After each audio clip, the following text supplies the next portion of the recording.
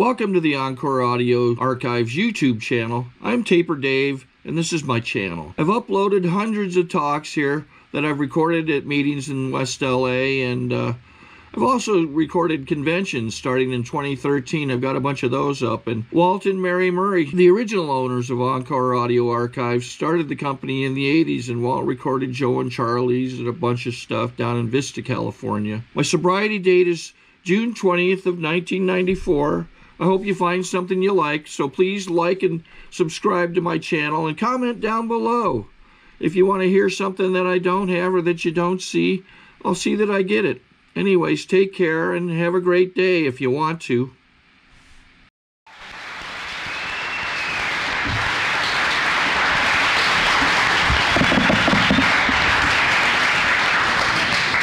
Good evening. My name's Paul, and I'm a full-blown alcoholic. And I'm glad to be here. Always glad to be at an AA meeting. Always glad to participate in any way, even if it's just to fill up a seat, because that's service too, to fill up the seats at an AA meeting. Be a pretty dull meeting if nobody was in attendance. We went ahead and started without you.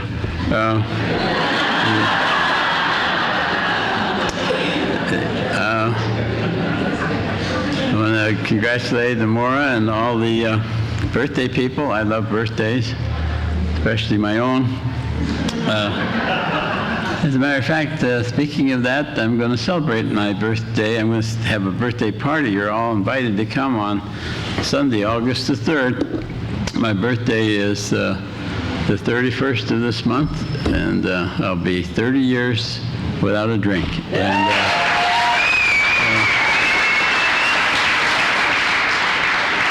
you're nowhere near as impressed as I am.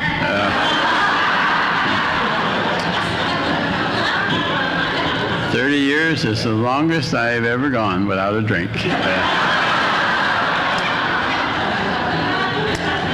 30 years is a long time between drinks for me. I haven't had a drink. I haven't had a drink in 30 years. I haven't even had a drink when I deserve to drink.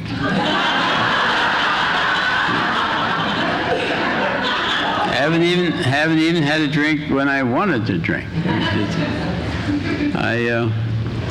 That's the way it is in AA. We don't drink. You newcomers, that's the way it is.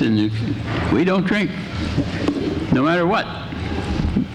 No matter what happens, we don't drink. In fact, no matter what doesn't happen, we don't drink. We don't drink. They don't tell you that we don't drink, but you kind of get the idea that we don't. In fact, we're kind of noted for not drinking. In fact, I don't think that I'd be standing here with 30 years sobriety if I'd had even an occasional drink. I think that not drinking has a lot to do with my sobriety.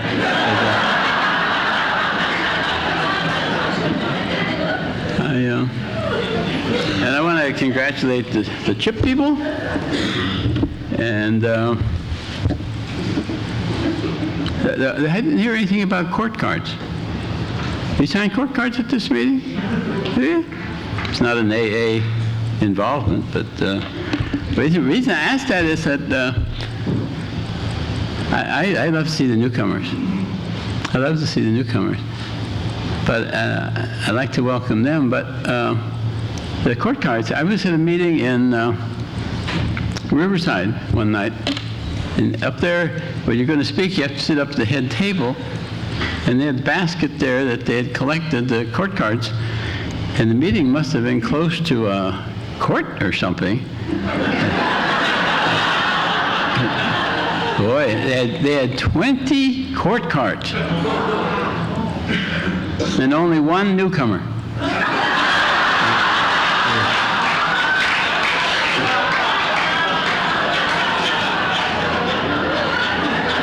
So ever since then, I like to welcome the non-alcoholic drunk drivers.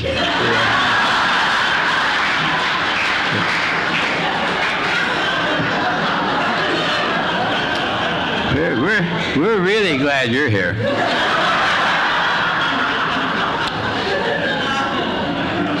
And I personally hope you stay here till I get home.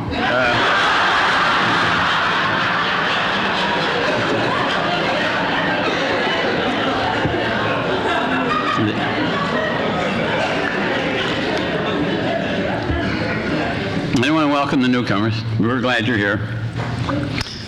We're really glad you're here.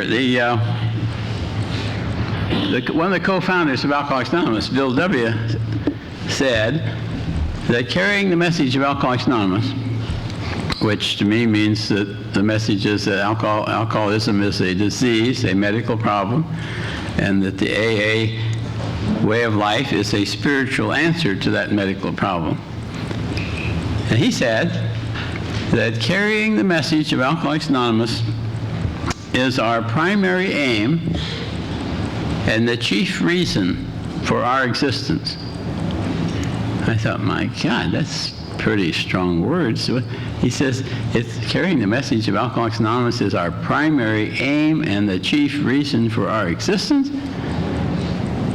And when he says our existence, does he mean us as individuals or us as groups or both? But he didn't make a big deal of primary aim and chief reason for our existence. So that's why we have, one of the main reasons we have meetings is to carry the message to each other and to the newcomer.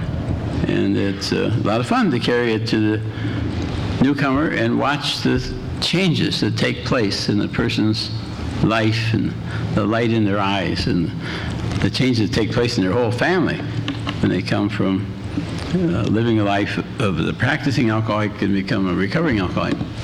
That's a lot of fun. We like that. We like that. And we're really glad you're here. In fact, we're so glad you're here, we don't care whether or not you're glad you're here. We're glad enough for all of us. And in fact, if you are glad to be here, in fact, if you're just happy to be here, we may not be able to help you.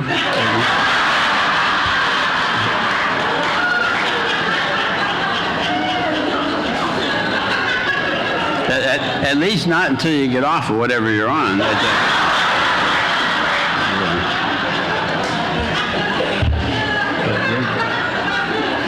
Very glad you are here. Last weekend we went on a plane ride to a meeting, and they had two flight attendants, a boy and a girl, and they were going down the aisle, one aisle with the cart giving out the peanuts and drinks. And the gal said to the man behind me, "And what would you like to drink, sir?" And she gave him his peanuts, and he said he would like some white wine. And she went through her cart, and she didn't find any white wine. Then she turned to the male attendant, and she said, "Do we have any white wine?" He said, "No." He said, "We're out of white wine, but we got plenty of red wine." And the girl turned to the man behind me, and she said, "Sir, we don't have any white wine. Would you like red wine?" And he had to think about it.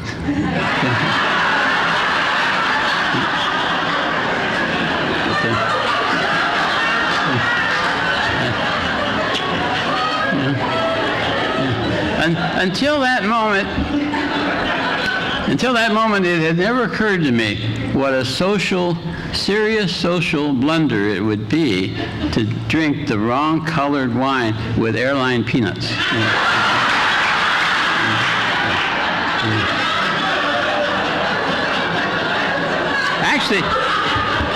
Actually, that brings up, I have a favor to ask. On the airlines, they have the airline magazine, In American Airlines, it's America Way or something like that. Good magazine, good stuff in it. You're reading through it, and this gal writes this department, this section in the book called The Best Buys. And under the Best Buy, she talks about the best book, and the best movie, and the best audio, and the best play, and the best this, and the best that, and the best, the best drinks. And under the best drinks, she was talking about the best wines. And she said that the 1992 Napa Valley Chardonnays have a crisp pear apple flavor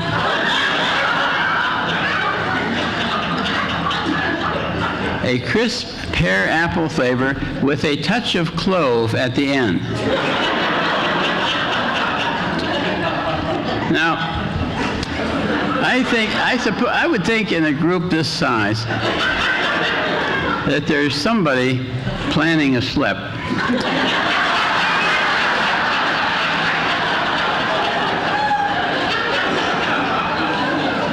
Now, I'm really not all that concerned about the crisp pear apple flavor. Remember, it's the 1992. It's the 1992 Napa Valley Chardonnays. And what I really like to know, when you get back from your slip, do they leave you with a touch of clove at the end?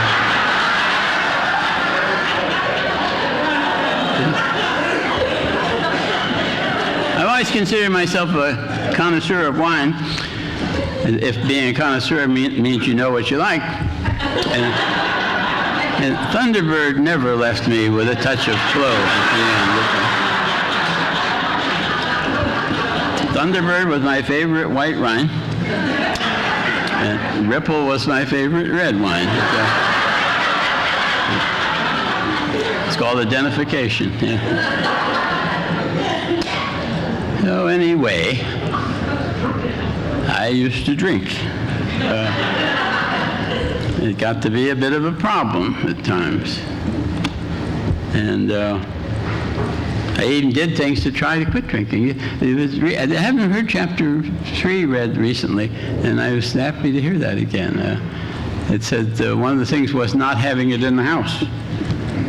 And I remember I was getting in trouble at the hospital, and so I decided the best thing to do was to not have it in the house.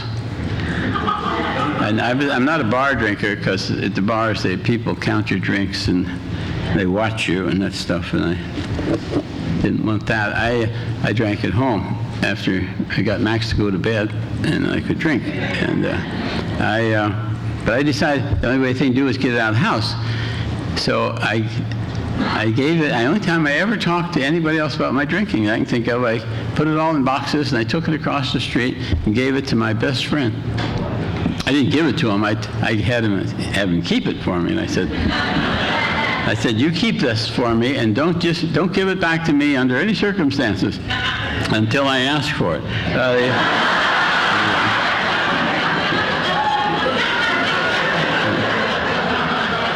It really wasn't very funny, because he started having parties with my booze. I could tell, and I had to take it back.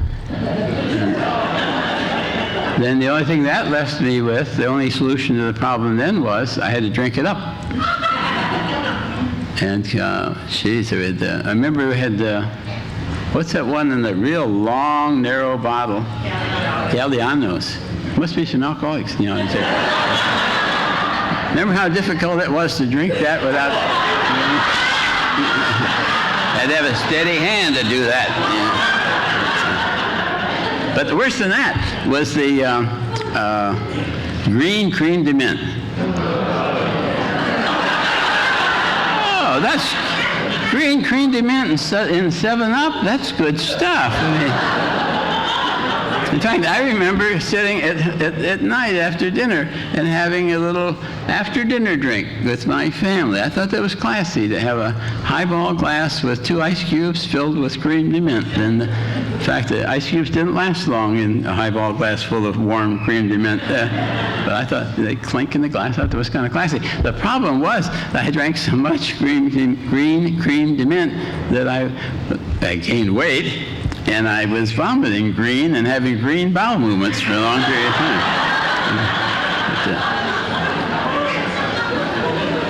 I guess about the only thing I learned by that is if I have a slip today, it's not going to be on green cream de mint, I'll tell you. How about people who have a slip on Listerine? Why would you want to go out on Listerine, for God's sake? Another thing I did, it should be added to the list. When they rewrite the book, they should add this to the list. I remember thinking, I didn't think of myself as an alcoholic, but I knew I was neurotic, and I came from a neurotic family. And I used to drive my family nutty, telling them how nutty I thought, how neurotic I thought we all were. And I was reading a medical journal, and it had an article in it that said that inhalations of carbon dioxide, carbogen, was good for the treatment of psychoneurosis. And I thought, that's okay, I could try that. But I didn't feel I could go to some dumb doctor and say, I want some carbon dioxide inhalations. What do I need another doctor for? I'll do that myself. And with the carbon dioxide, what it is, it's a mixture of carbon dioxide and oxygen. But the carbon dioxide, the more carbon dioxide you breathe, the harder you have to breathe. And it's when you try to hold your breath, you have to breathe after a period of time. It's not because the lack of oxygen, it's because your body accumulates carbon dioxide and you have to blow it off. Well, if you're blowing it off into the atmosphere and it's coming back to you, it keeps accumulating and it gets higher and higher. And I'm going to charge you for this lecture on physiology, by the way. But the point is, when you're breathing all this carbon dioxide, you breathe faster and faster and faster and faster and faster and faster, and the lights flash and the things go and the bells ring and the drums ring and all these things, and your mind goes fast, and finally it gets so wild your mind explodes and you lose consciousness. Well, there's reasons why you would want a doctor to stand there and administer it to you, but as I said, I didn't have that, so I called up a gas company, not your gas company, the people that sell gases by the tankful, and they had this big truck drive up to our house and take this great big tank off the thing and have it on a dolly and reel it up to our front door, and the guy says, where do you want this? I says, we're in the master bedroom by the head of the bed. Doesn't everybody get a tank of that for their bedroom? And it had a tube and a mask on it. How did I get into this stupid story? And so I had to have somebody, once I passed out, I could lie down there and I could turn the gas on and lie down and have breathe faster, go to them, blind and could explode, and I'd pass out, but I had to have somebody take the mask off. I don't know what would happen if nobody took the mask off. So I would go into Max, and I said, she's watching television. And I said, I'm going to take myself this treatment, then I'm going to put the mask on. And eventually, after about 3 or 4 minutes, I'm going to pass out, and I want you to come in and take the mask off and turn the gas off. I said, will you do that? He says, all right.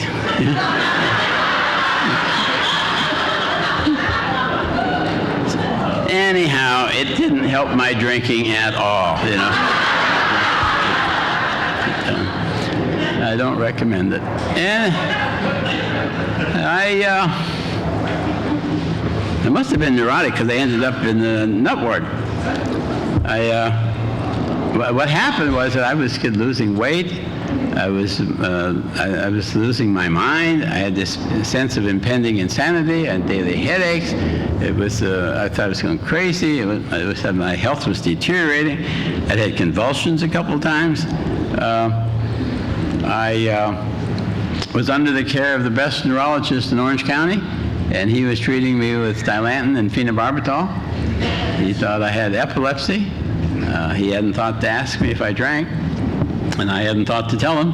And I could see that I was falling apart medically. And I thought, Todd, I need a good medical workup, a good diagnostic workup. And I happened to be the best diagnostician I knew at the time. And I sat down with me, and I did some lab work and some physical examination, and I had a consultation with me. And I went over all this business of the weight loss and the headaches and the impending insanity and the convulsions, and suddenly it was obvious. I had a brain tumor, and I would die, and you'd all be sorry, by God. And he sent me back to, I told the neurologist, and he sent me back to the Mayo Clinic to have my brain tumor removed. We went back there at Christmas time. Bad time to go to the Mayo Clinic. If you end up in the nut ward of the Mayo Clinic, they make you ice Christmas cookies. I don't like to ice Christmas cookies.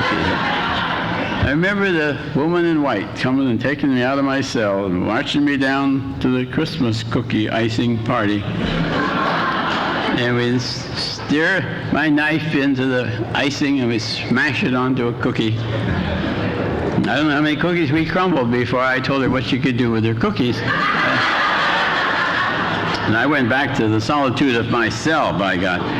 But I don't like icing Christmas cookies. When I was a kid, I had an oldest sister who had a thing about Christmas cookie icing parties. So it just drove me nuts. I mean, she used to make all kinds of Christmas cookies, trees and reindeers and sleighs and Santas and angels and all that stuff, and a whole bunch of different colors of icing and a lot of toppings to put on it. And we'd have a Christmas cookie icing contest to see who could ice the prettiest Christmas cookie. And I did not like icing Christmas cookies when I was a little kid back in Alliance, Ohio, and I did not like icing Christmas cookies when I was a big shot doctor on the nut ward of the Mayo Clinic.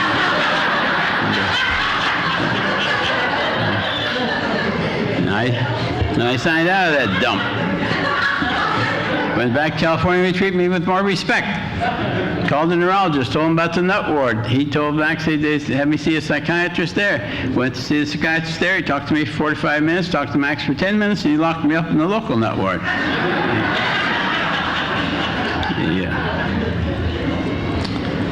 The funny thing, that doctor, that psychiatrist, it shows the power.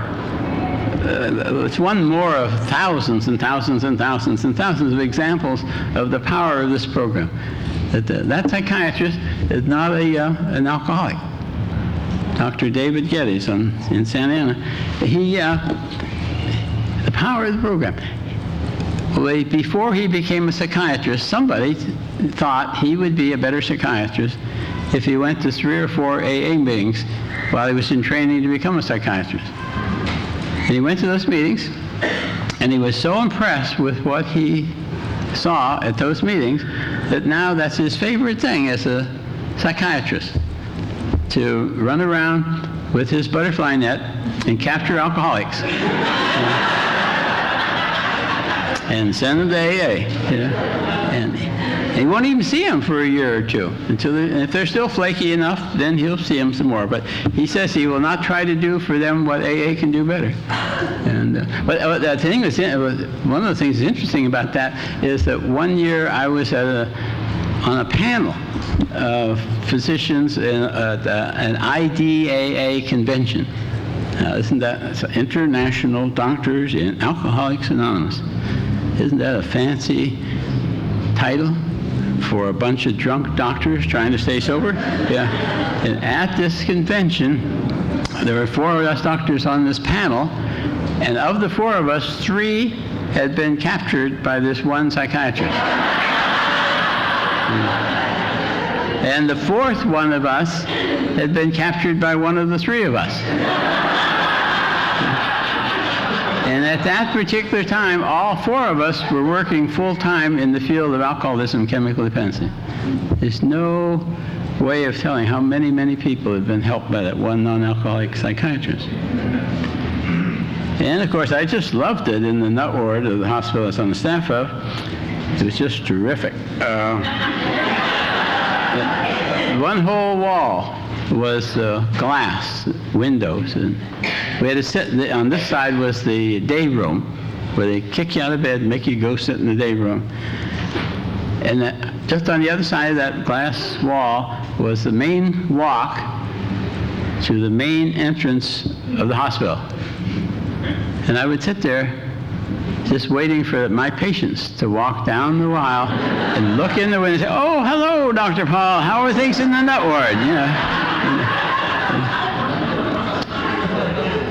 In fact, I was sitting here commiserating with myself, thinking of the misdiagnoses and the poor medical management and the bad breaks that a nice guy like me ended up in a place like that. And while I was thinking these thoughts, this dumb psychiatrist who couldn't see that my problems were strictly marital walked up behind me and said, "Would I mind talking to a man from Alcoholics Anonymous?" And I thought, God almighty, don't I have enough problems of my own?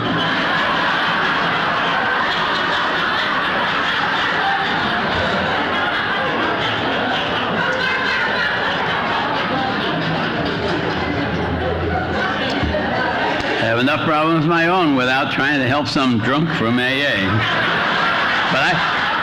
But I could tell by the look on his face, maybe this might be the only thing you get that useful that you get out of this talk tonight. I thought right there, I thought the secret to happiness on a nut ward is having a happy psychiatrist. And I was willing to go to any length to make him happy. And I said, yes. And in no time at all, this clown comes galloping into the room, yelling at the top of his voice, "My name is Frank, and I'm an alcoholic. Ha, ha, ha, ha." I was embarrassed for him.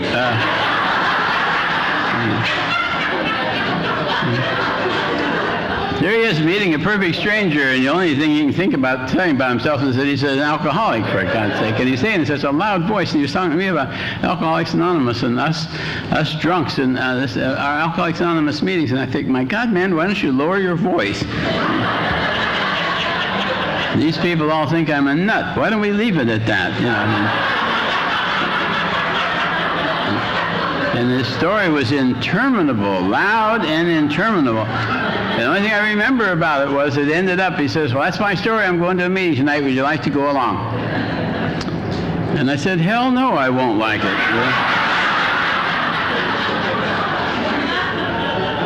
But I'll go.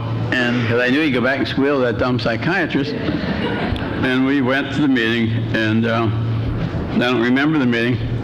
Don't remember it at all. Don't remember anything about it, but I know it had a profound effect. Had a profound effect on the psychiatrist. Now he was suspiciously very interested in my case. Wanted to know this. What's this about this big book? What's this about meetings? How often do they have meetings? And what other kinds of meetings do they have? And how soon you go into another meeting? And I thought, my God, I've gotten me an alcoholic psychiatrist. He's ashamed to go, so he's sending me. You know?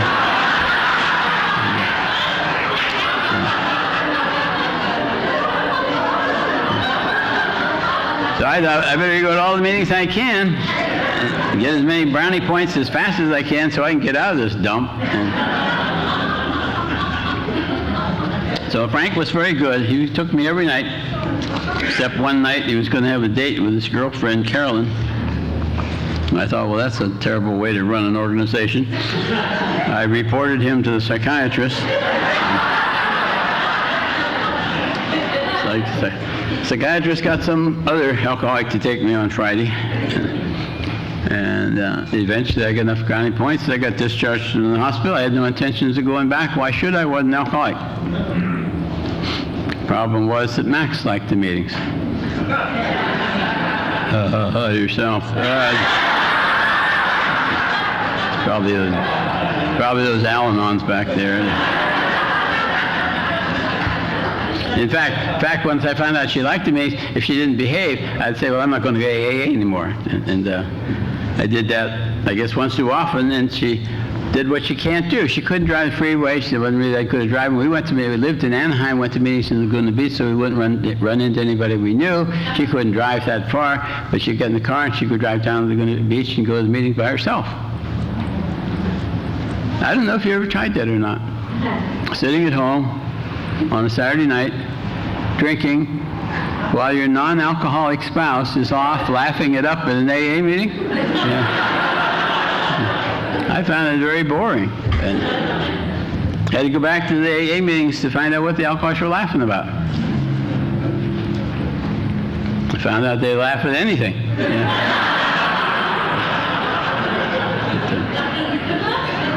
I also found out that AA meetings are boring when you're not an alcoholic, and when you really belong there, but you're not an alcoholic. And I sat there trying to figure out what they were laughing about for 7 months.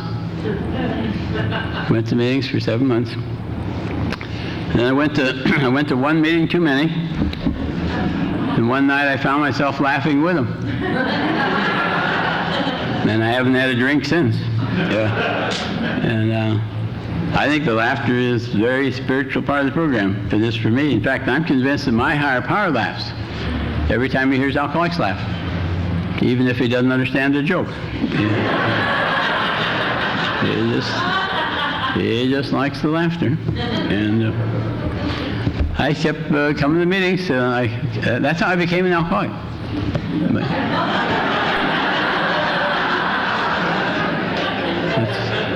That's not funny. As a matter of fact, that's very dangerous. If you're here tonight and you're not really an alcoholic, you're in a very dangerous situation. You don't want to be an alcoholic. Stay away from alcoholics. It's a contagious disease. It's a virus. It's a virus that goes in through your ears and affects your brain. Once you get it, you can't get rid of it. And you're sitting around in AA meetings, they love to infect you. You won't even get any sympathy there. You turn to the person next to you, you say, I think I might be an alcoholic. Oh, we got another one. Ha, ha, ha. Put that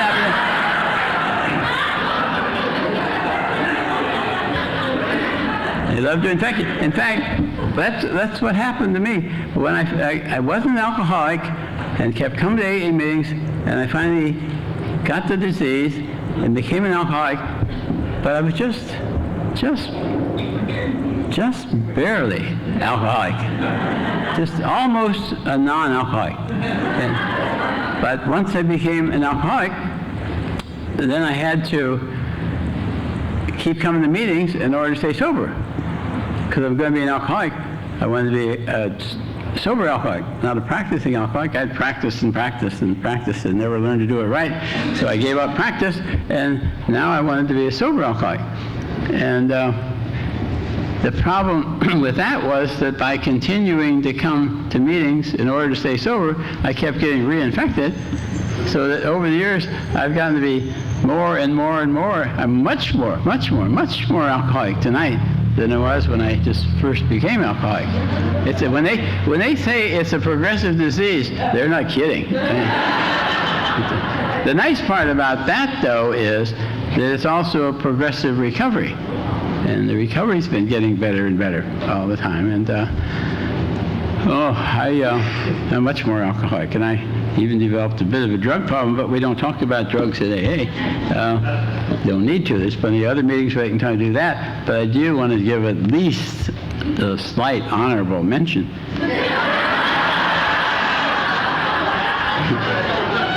Well, I do owe a debt of something to amphetamines.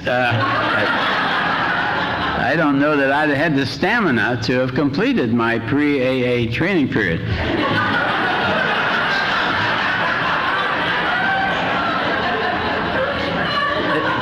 The other thing that happened was that when I first when I came here, I had a tremendous sense of failure, and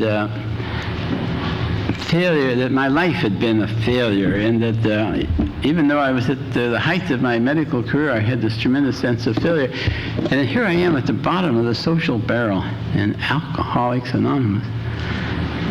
And I thought, my God, if I'm a failure in life, if I surely ought to succeed in this attempt to be a successful member of AA. And over the years, I didn't talk to anybody else about it, but I decided on my own, I'm going to be a successful member of AA. I just set that as my goal. I'm going to be a successful member of AA. And over the years, I've changed my definition of successful member a little bit. But I don't know any successful members who drink or use drugs. And that's why this total sobriety is so important to me, because I want to be a successful member of AA. In fact, as I go through life, commonly things come up, and the question is, how should I act? What should I do in this situation? And I ask myself, well, what would a successful member of AA do? What would an AA winner do? Or what would God want me to do? Or what's the loving thing to do? All of which are, I think, the same question, but I'm convinced that if I do a thing for the right motive and leave the results up to God, things turn out exactly the way they're supposed to. Whether it's the way I would have wanted it or anybody else would have wanted it, at least it's the way God wants it. And if the only thing that eliminates a big problem for me, because I used to be worried about my part of the equation and what would happen at the other end of the equation. Now all I have to look at is, what's my motive? And I don't have to pay any attention to the other part of the equation. God handles that. All I have to look at is, what's my motive? And love is always a good motive. Love is always a good motive. In fact, I like to ask the question, how much am I adding to the total love in the world today? There's never too much around. There's never enough around. How much am I adding to the total? And in fact, in AA, I've learned definitions of love. Love is action. Love is an active concern for another person's welfare. I like the one that says, love is making the other person feel important. I thought, that's an easy one. I like that one. That's easy. We do it in AA all the time. We make each other feel important.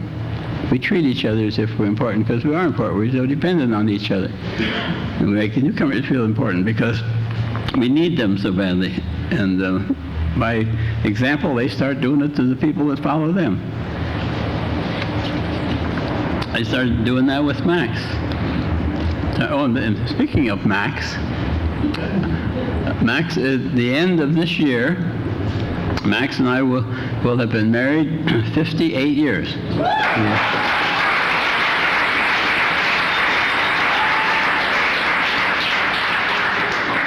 You're nowhere near as impressed as I am. And nowhere near as impressed as Max is. In fact, for our 57th wedding anniversary last December, I said that for her wedding anniversary, I was going to do everything that I could think of, not that she could think of, but that I could think of, to make this 58th year the best year of our marriage.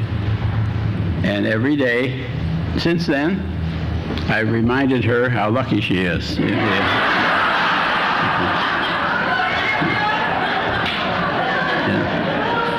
And I do that in a lot of ways. For one thing, I bring her a cup of coffee every morning. Oh, that's right, yeah. Max likes to wake up to a hot cup of coffee. Well, that's not really true. She hates to wake up. And she doesn't, and she likes a hot cup of coffee as long as it's not hot and doesn't taste like coffee. It has to be gussied up fancy for her, and I won't go into all the details, all the work I have to go to. to make her go. And you know, the bad part about doing something like that, doing something for another person for free and for fun, is if you do it more than 3 times, it becomes your job.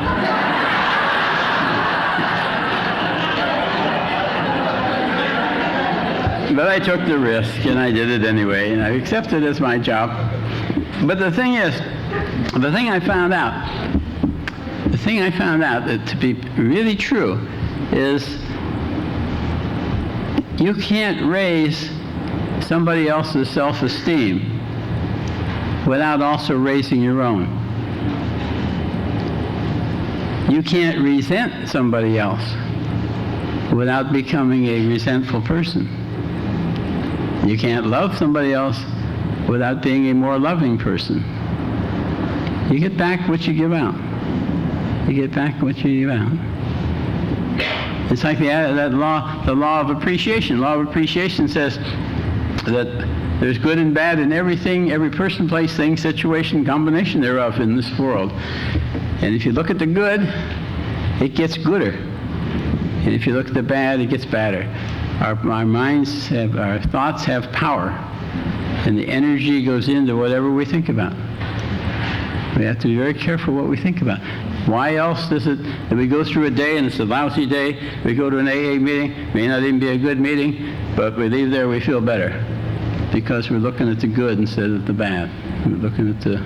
Why is it that when we feel the worst, some stupid sponsor says, write a gratitude list?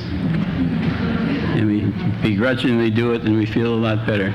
And it's now 8 minutes to 8, and I quit. Thank you very much for having me.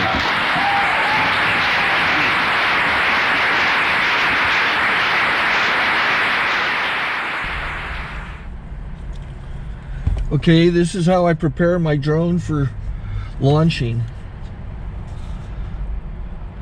I like to do it inside the cab of my truck so I'm not standing outside in the weather. To install the joysticks for control, up and down, right and left, powered on. I have an Android phone that I use to connect it to the drone with, and it's actually controlled through the iPhone, through an app. Oops, wrong way. It's actually controlled through the iPhone, or through this Android phone, through the app. It's actually controlled through the Android phone through an app, and you connect it through this short connection right here.